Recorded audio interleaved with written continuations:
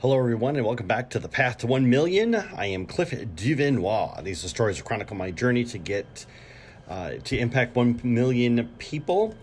The other day, I was watching a movie on TV. I was watching like bits and pieces of it because I've seen the movie before. The name of the movie was called Good Will Hunting. And you've probably seen it before, and it won all kinds of awards, et cetera, et cetera. There was one scene in there that I for some reason, whenever I watch it, or whenever it's playing, anyways, I have to watch this one scene. And you've got your main character. His name is Will, and Will has been blessed with this almost crazy genius level mathematical ability. He can just see things and do things that nobody else seems to be able to do. He can just solve any math problem right away. But thing is, he's an angry kid. He's always getting into fights with people. He's got no desire to do anything with this talent or this ability. And him and his best friend, they work construction. And there's a particular scene in there towards the end of the movie where they're both talking, and he's had opportunities. This guy's Will has had opportunities, and he's kind of like just pissed them all away because he doesn't take anything serious. He doesn't, for whatever reason or another, he doesn't think his abilities or his skill is, very good. And his friend says, he says, you're sitting on a winning lottery ticket and you're not doing anything about it.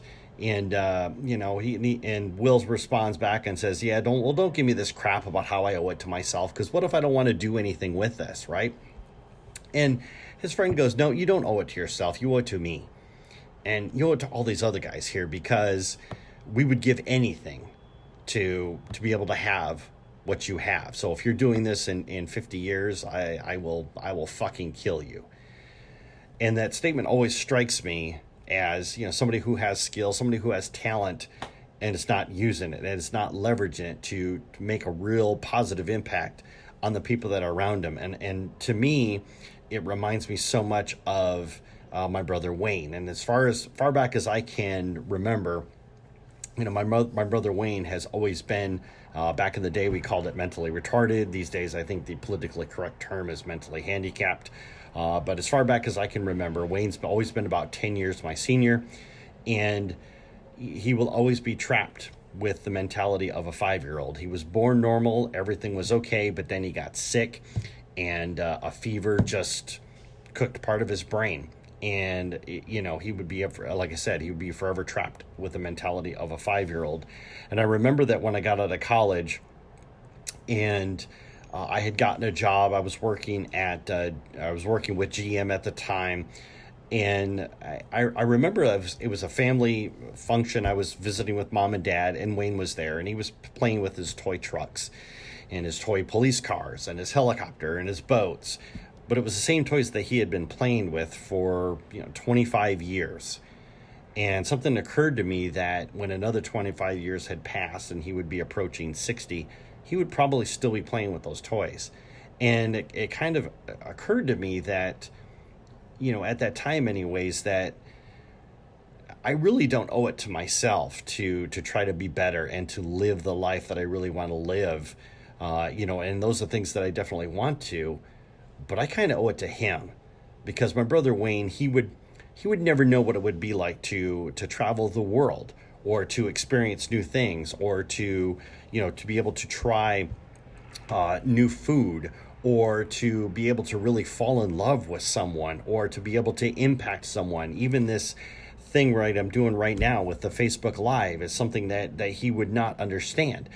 And I felt like, and I've always felt this way, I feel like I owe it to him. I feel like I owe it to him to be the best version of Cliff that I can possibly be, because he would never be able to experience that. He would never be able to do those things. And that's the reason why, that's the primary driver why I sit there and I always say that, this is the 1% journey. What can I do every day to get a little bit better across the areas of mind, body, business, and relationships?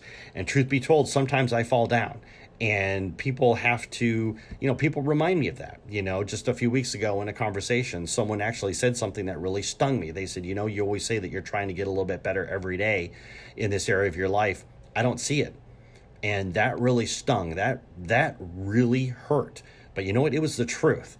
And I had to acknowledge that, and I had to face the truth, and it wasn't said, I don't think, to be in a mean or spiteful fashion, but it was true. It called me out, and if I'm not living up to my words, then something needs to change. I need to adapt something somewhere inside of me to be able to do this, because truth be told, I don't know what the best version of Cliff is. I don't know what that person is, but I won't know unless I push myself. And every time I push myself, I find out a little bit more just what it is that I am capable of. And it's, Gary Vaynerchuk, he's all the time saying that the odds of being born a human are like 400 trillion to 1. You could have been born as a dog, you could have been born as an amoeba. But even if you're born as a human, if you think about the fact that, first off, I'm very fortunate enough to be born in a first world country. I have access to technology. I have access to all of you wonderful people out there. So when I sit there and I think about the odds of this is just absolutely staggering. Then how can I not try to be the best version that I can possibly be?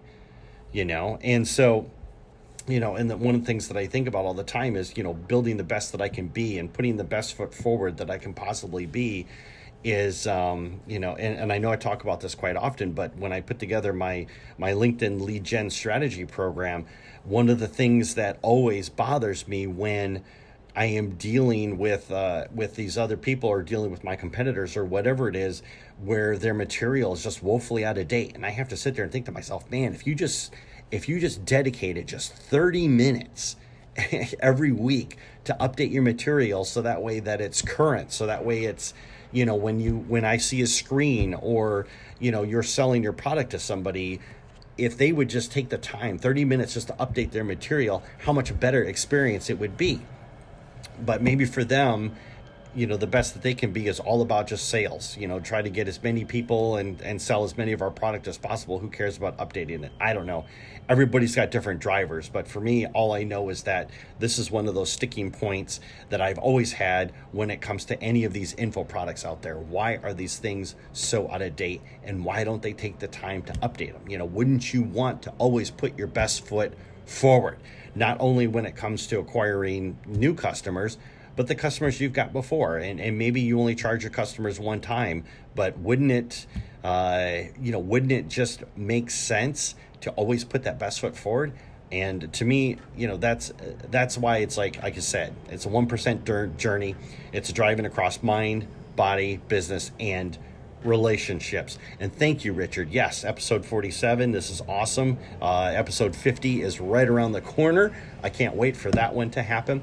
And anyways, that's all I wanted to talk to you about today. I hope you guys are all doing well and having a fantastic week. I will talk to you mañana. I'll see you then.